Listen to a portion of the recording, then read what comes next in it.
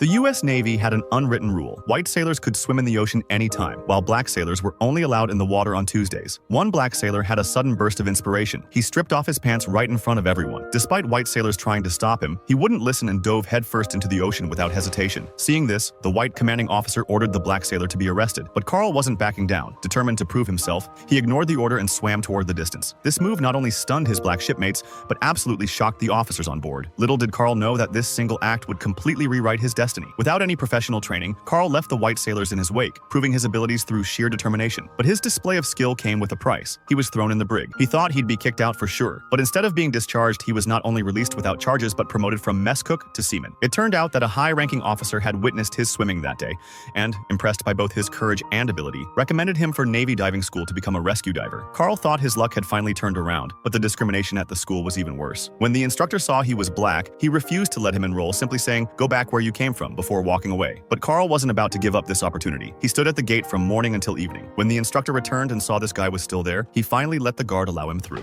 Let him in.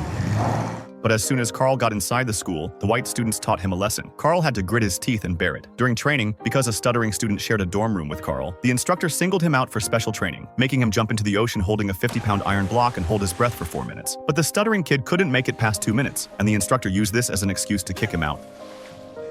Carl felt terrible guilt, but was powerless to help. Coming from a small town, Carl's grades were consistently failing. If he failed one more time, he'd be expelled too. So while the white cadets spent their weekends partying, Carl headed to the library, asking the librarian to help him with various subjects. The two of them often studied until late into the night. Hard work paid off. Carl's grades went from failing to excellent. But even so, he still couldn't earn recognition from the white students. During a practical exercise one day, two teammates were working underwater when the ship suddenly shifted. One cadet's oxygen line got tangled up. Carl volunteered to go rescue him, but just as he dove into the ship's hull, the vessel slid further toward the ocean trench. The other white cadet turned coward, abandoning his teammates and swimming straight to the surface. But brave Carl fought desperately to save his teammate's life. Just before his teammate lost consciousness, Carl managed to replace the oxygen line and bring him back to safety.